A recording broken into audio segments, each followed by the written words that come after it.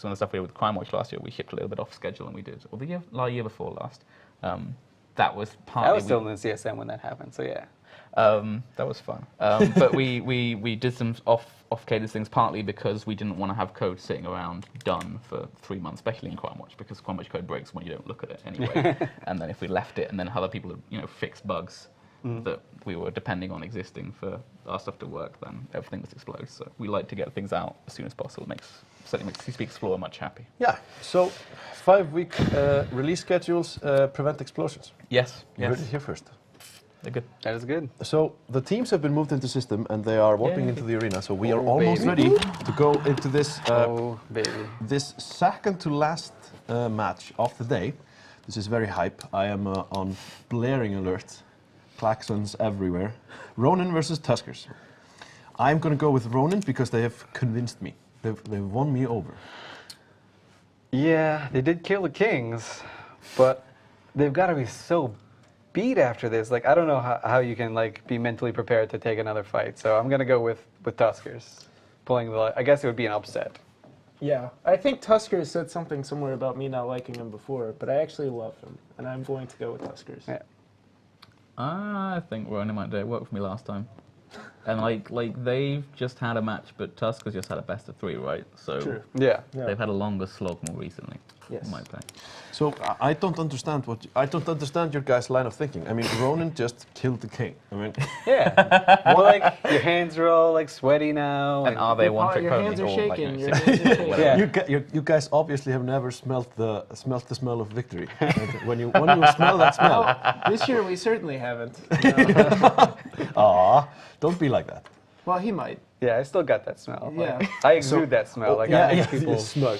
Yeah. Ooh. Yeah. And with that, we go into space.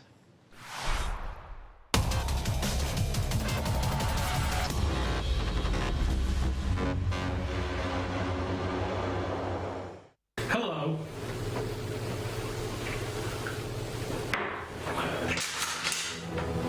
Four reasons to attend Vegas. Intensive geekery, free stuff, it's Vegas, baby, and the briefcase of friendship.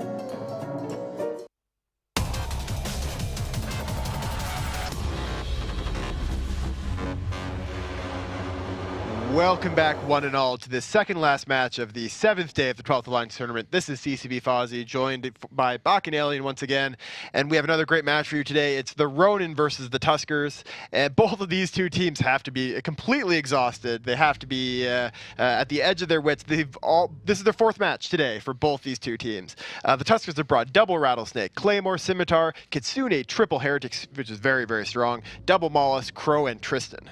The Ronin have a double Sleipnir, Scimitar, triple Gila, Harpy, 2 Mollusk, Crow, and double Merlin.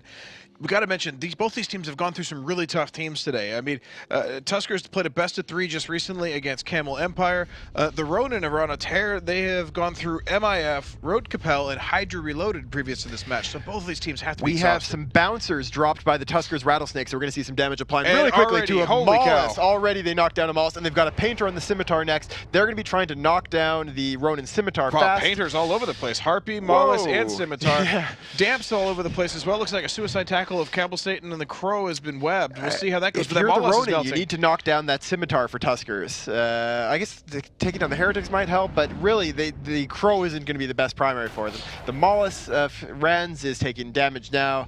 He's damped. He's dropping quite quickly. The structures. Got a web on the Harpy. The Heretics doing work right there. Crow is down, but the Heretics doing work, taking apart the E-War. Meanwhile, the Scimitars are in a low. Whoa! Big boost. Big boost. Stolen's boosting, but he's also taking a lot of damage. He's got Painters on him. He's not tackled. He does And he is neutered now. That's going to really cause him some problems. What he actually has, though, is he has a friendly Merlin orbiting him, giving him boost, giving him probably remote sensor boosting.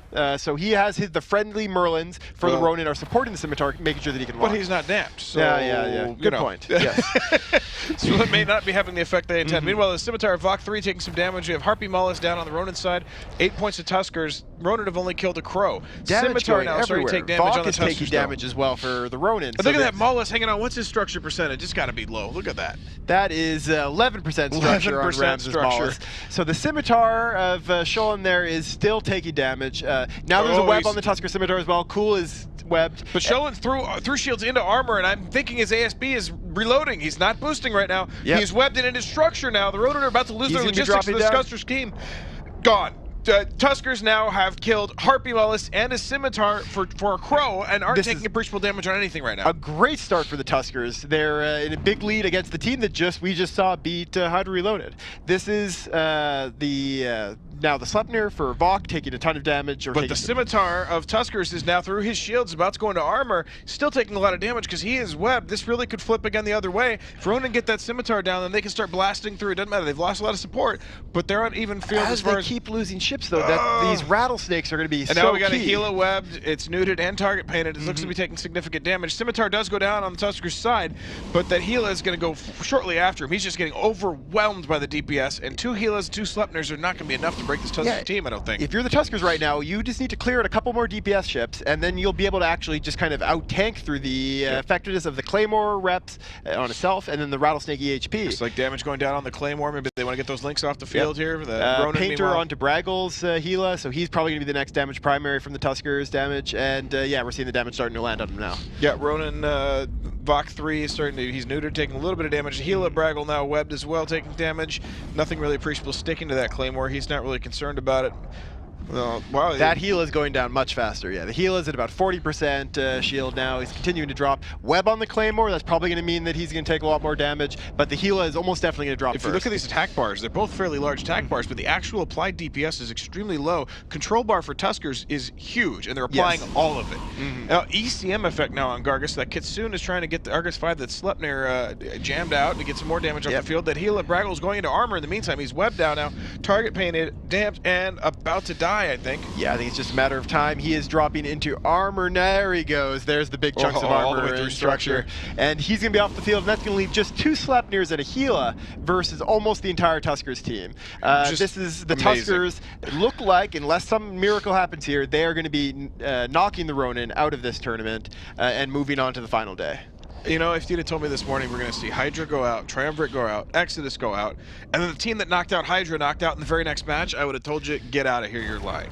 This is going to be incredible. The Claymore now, though, for Mo Ganthir is actually taking quite a bit of damage. Ronin might be able to plow through that. I'm not sure it's enough to bring him back into this, but they're still trying. They certainly haven't given up. They're flying out of arenas here. So there's still 2 Sleipnirs and a Gila. That is still a lot of damage. The really long-named Gila that I'm not going to try to pronounce.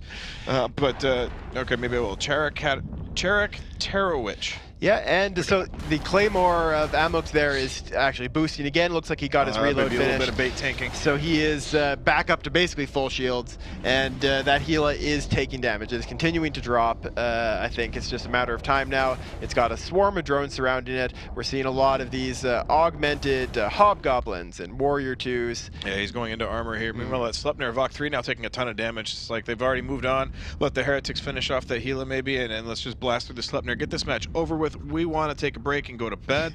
I don't blame them. Tuskers have got to be exhausted. I mean, they had 4.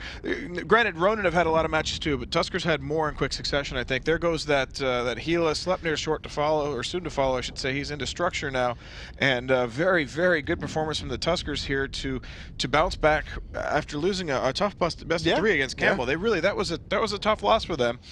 They played really well in that one, and so to come back, bounce back, to get your morale back up, and to go in against the guys that just beat Hydra. I mean, it's you know, you were expecting probably to fight Hydra, which is already a tough match, but then the guys that beat Hydra, and you're going to come in and just mop it up. I mean, this is incredible. Yeah, very strong team as well from Tuskers, taking advantage of the triple Heretic, which we've been seeing used really effectively, the double Molluses and double Rattlesnakes, all really strong, like kind of late meta ships. The Ronin team actually looks like something more that maybe they practiced it a lot and just felt they were used to it. Maybe they were so tired at this point that they needed to fall back on something that they knew really well. Exactly, probably right. The fatigue sets in, and so with that, the Ronin get wiped out. They're done. The Tuskers, they're out of the tournament now, and the Tuskers go on. Yeah, no, the Tuskers go on to fight again tomorrow. And that's 3 of the final 4 decided. We'll be back in a minute for the last of those decided. So Afterlife Millie. Yeah, and but first we'll send you back to the analysis desk.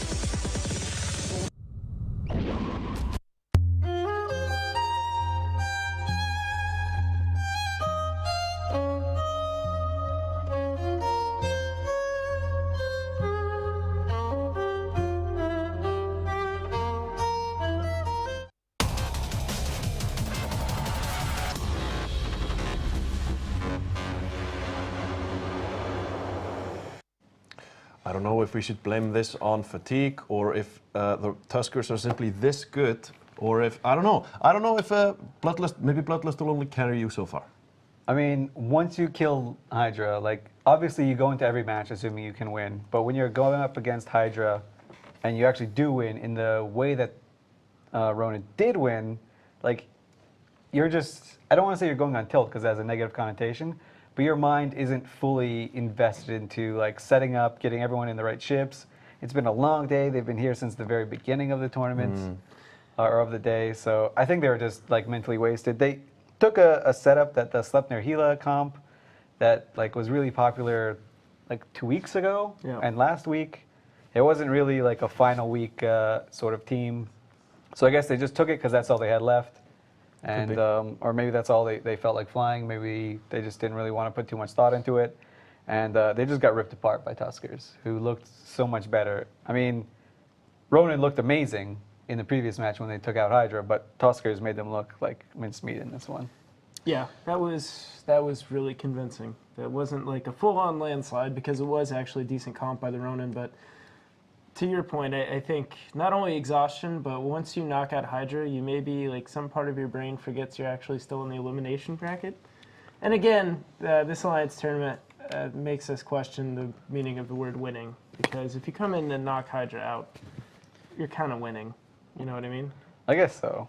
But they're going home, so they're winning. They're winning at home. Yeah. You have the most non-committal agreements today. Yeah, well, I don't want to say no, because that's really mean. No, it's fine. Yeah. I feel like... So just say yeah with like a questioning voice. That's almost worse. Kind of like judgmentalized. And this is why we call it the elimination bracket. Yeah. This is true. So, Ronin go home after the strongest showing. Beating out Hydra, beating out... So today they went through MIF, they went through Road Capel, and they went through Hydra. Yep.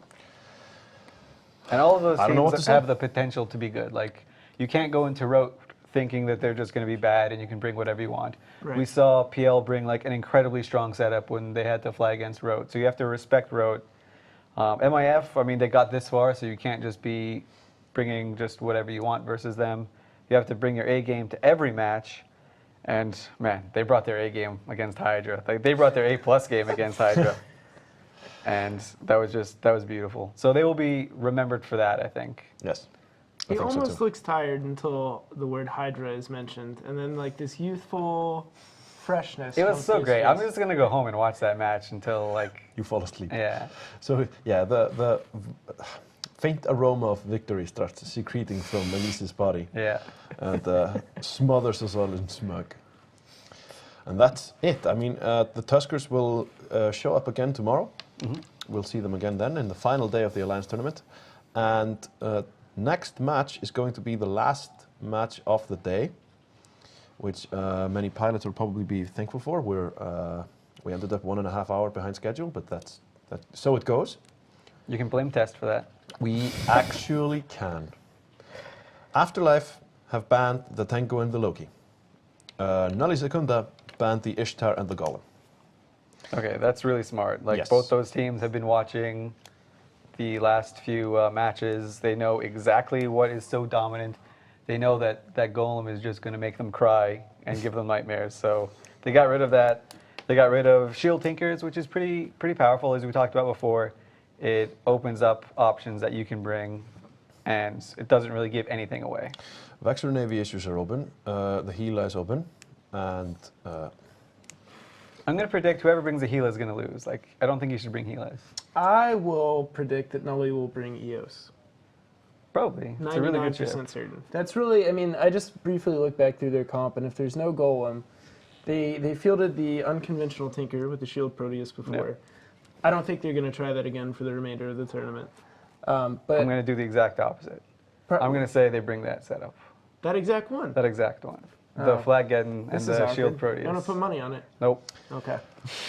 I'm going to talk myself out of it in about 5 minutes. So Yeah, don't worry about it. But I will say, like, I think they understand. I think Nulli understands the power of the EOS, but it seems like they understand it in the context of a Gila core team. So I'm not sure.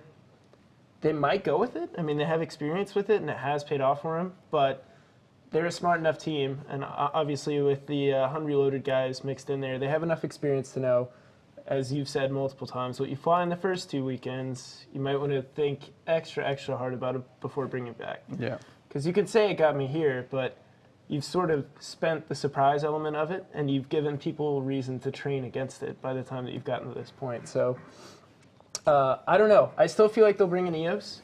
I feel like they're super comfortable with drone comps. We've seen, I mean, Stratios thrown in, as you said, the Vexor Navy issue we've seen used to good effect. It could be a great number of things. I'm just willing to bet EOS because, you know. It's a good bet, I guess. Why It's not? like a really popular ship. For the command ship, it's very efficient on points. You get links, you get like 800 DPS, and it synergizes into basically every armor comp that you can come up with. yeah. But yeah, if I'm a guessing man, Are you? because I'm a guessing man, I'm not What's- going to cut you off, okay? You can talk. Just go for it. You sure? Yeah, I believe in you. Ah, I'm sorry. Did you have something? No, just go. Okay, I had You something. should go ahead and talk. Yeah, I think I'm going to That's a really talk. good time for it. Afterlife has banned out Tengu Loki in both of their last 2 matches, and I think at least one prior to that.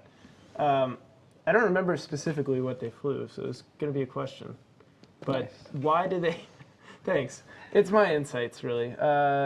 Why is it that they keep banning that out? Like, we haven't seen a Tengu-based Tinker for a while, and they have been banned out a fair bit, but there have been matches where the Tengu has not been banned out, and people have still opted out of it. So do you think they're afraid of that, or do you think they're just comfortable removing that element for every single match, no matter what they bring? That's a I good question. think the Tinker isn't actually a really good setup to bring, but you have to bring it at least once to make people respect it. So that's what it brings to the table. It's not a great setup by any means. It's a mediocre archetype, but if you bring it once, you have to force everyone into respecting the fact that a Tinker could show up. And a Tinker can tank so hard that it changes what ships you can and what cannot bring. You probably know what I'm about to say. So, predictions. Oh, I thought you were going to say I'm going to smart predict bombs. that you were going to say that the match is almost ready and we should do predictions. I You're smart. would like to see Nulli win. I think Nulli will win with their Proteus Geddon flagship thing and Afterlife.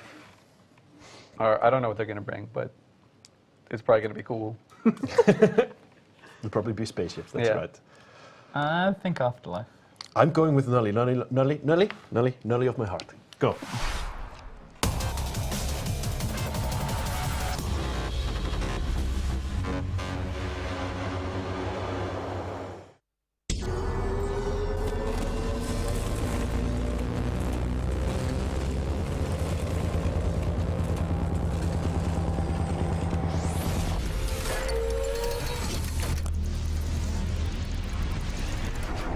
I mean, my heart's beating, my hands are shaking, but I'm still shooting, and I'm still getting the headshots. It's like, boom, headshot, boom, headshot. I'm still getting the hearts. It's like, boom, headshot, boom, headshot, boom, headshot. I'm still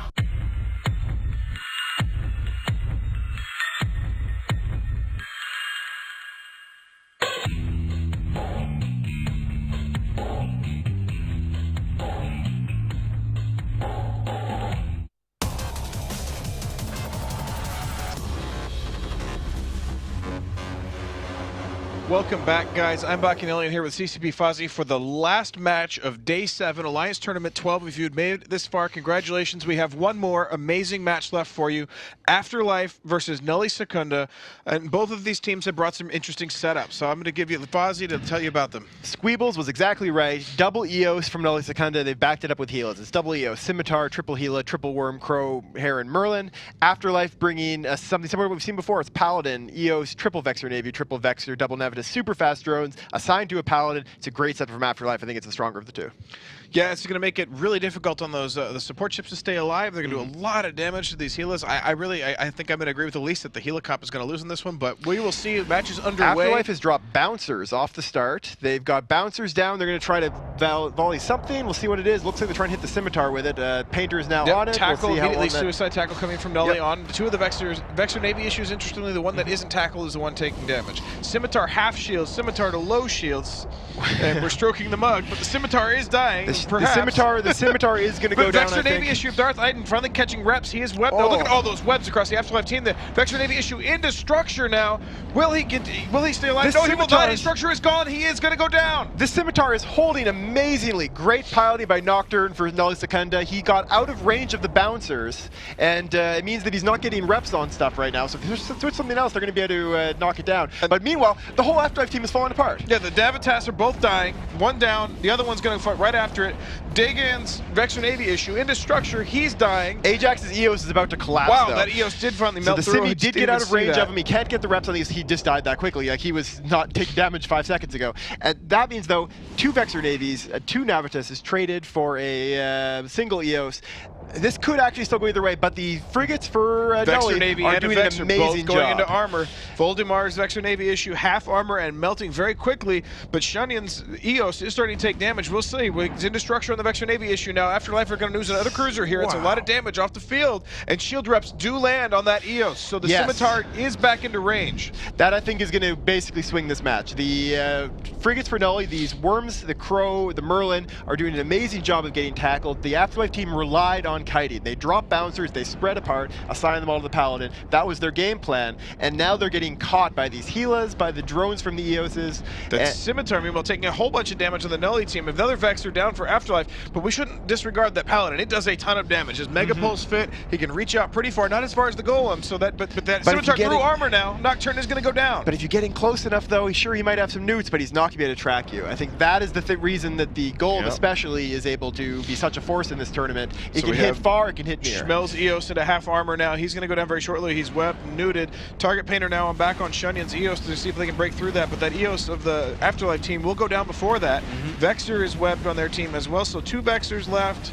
The EOS about to go off the field. The EOS of Shunyon have about half shields. He is shield tank, so if he gets through that, he'll go down. So if you're Afterlife, your only hope at this point is you need to kill enough ships to get them below 26 points and have your Paladin win at endpoints. It's the only way they can do it. They need to get damage on something fast. And Vexor only now. 1 Vexor left to support the Paladin. EOS looks like he is going to go in. He's got a pulling back shield a little bit, but it looks like he is going to drop eventually here. It's going to be almost impossible, but you never... It's hard to say. So 3 Helas is going to be too much. So he basically needs to get down to 2 Helas. That's his or kill all the Helas. I mean, that's really a tall order for a Paladin. The Vexor's going to be on. They need to break this EOS before the Vexor goes down, and they may not even break the EOS. I don't think they're going to do that. This EOS is evading a lot of the damage from these Mega Pulses. Deleted. Yeah, the EOS, and actually the whole team for Hun is doing the smart thing. They're right getting on top of the Paladin. Yep, they're orbiting him at 500. Shunyon now into armor. Shunyon is actually, he's kind of zigzagging in. He's approaching the Paladin. Off the Paladin there. That is interesting. Yeah, it means that he's not going to be able to clear off the tanks. Oh my goodness, look at his tank. Did he turn on his reps? Armor gone. I don't know what's going on with that. His rep came back just a little bit, but the EOS might actually outlive him at this rate. I didn't figure the Paladin was going to go down in this match, but here he goes into structure. Is this like a single rep Paladin? Oh, no, there you go. He got a big boost off. Maybe he just fell asleep there. He was just so focused on the damage, trying to get this EOS down, thinking that maybe he could turn this around, but right now he's into structure. They're breaking through him. He's not going to be able to, I think, kill the EOS now that he's so close. Die. That's amazing. Look at it. Just a sliver of structure. Yeah, this Paladin is going to die, and that's going to be Nelly Secunda entering the Final Four alongside Tuskers, PL, and Camel. Camel. Yeah. Wow. Yeah, that is a good. as of course the Paladin makes liars out of us by surviving a little bit longer. And but there he goes. So that is Nully Secunda, PL, Camel, Tuskers are our final 4, and we'll be seeing them tomorrow. And we kick off first thing at that 3 o'clock Eve time, 1500 with that Camel Empire PL series. That is going to be an amazing series. We've had some spectacular matches today. There's a whole lot more of them tomorrow. And every team is worth noting. Every single team that survived at the end of those final 4 teams, they're all guaranteed tournament prize chips. They're all in the deep money at this point. So they've all got to be very happy. They're going to go out celebrate tonight, but be ready to come back with their A game tomorrow. We will see you guys all back tomorrow. We'll sign off for tonight and get some rest and see you tomorrow.